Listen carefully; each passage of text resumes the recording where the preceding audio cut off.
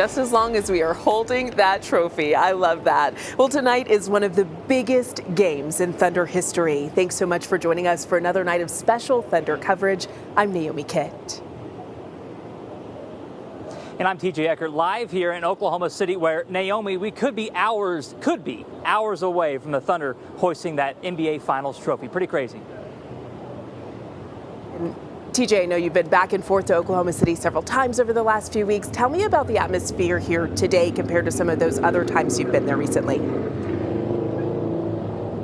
Game 4, we called it a nervous energy, Naomi, right? Because they were down 2-1. Now they're up 3-2. I would almost call it an obnoxious energy. Everybody is so confident they're going to win tonight that it might be an overconfidence now.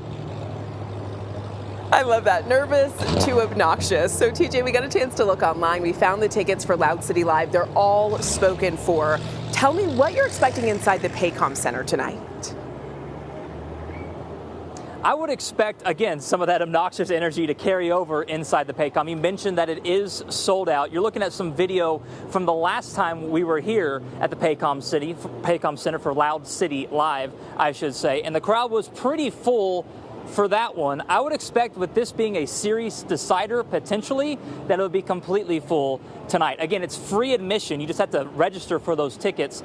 The top bowl is curtained off still. They'll still do that. So the Thunder wouldn't give us an official number for how many tickets they've sold or been spoken for this one, but I would put it somewhere in the 8,000-ish range if I were to speculate on that. So I would expect a rowdy bunch to be here in Oklahoma City tonight, and it's been rowdy pretty much the entire series. But this one's different because you can hoist a trophy after this one in Indianapolis if you were to win it. We talked to some fans earlier today who said this would mean a whole lot if they're able to get it done tonight.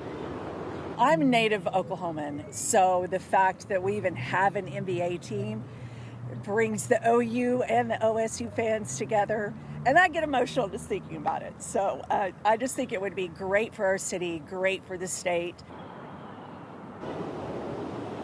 Now, we want to point out, if we haven't done so already, I know we've done it on social media, the big thing for Thunder fans is to go to the airport on away games to greet the team when they come back.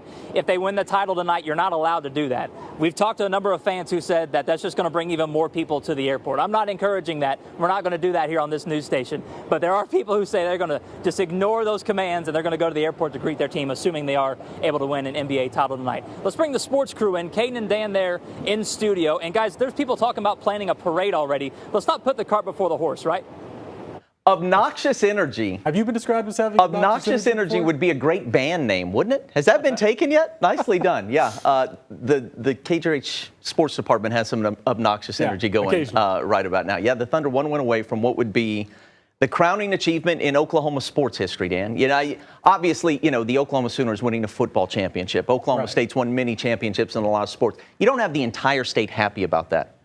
This would be a night, and this would be a celebration unlike any this state's ever had, I would think. And we've seen it coming from a mile away, right? Last year, they were the #1 team in the West, didn't get it done in the playoffs. This year, that's all we wanted to talk about, right? Every fan, us here on TV, wanted to say they got the shot at the championship. Internally, they weren't saying that. They were worried about October and then November onward, step by step, to get to this point where this is the first time we've ever even heard them saying championship is within eyesight.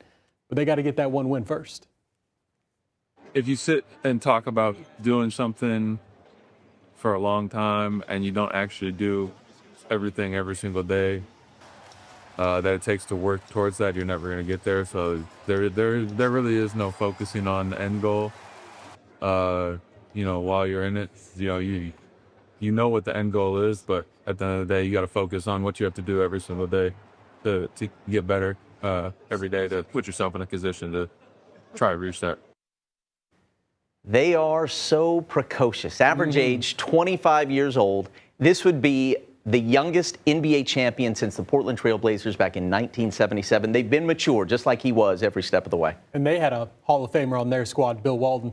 Many people are starting to say this is what SGA needs to really put himself in that Hall of Fame conversation. Stay much, much healthier than Bill Walton did, would you? Yeah, we've got much, much more to say about this game, breaking it all down coming up at 6 o'clock. For Dan, Caden, back to you, Nate.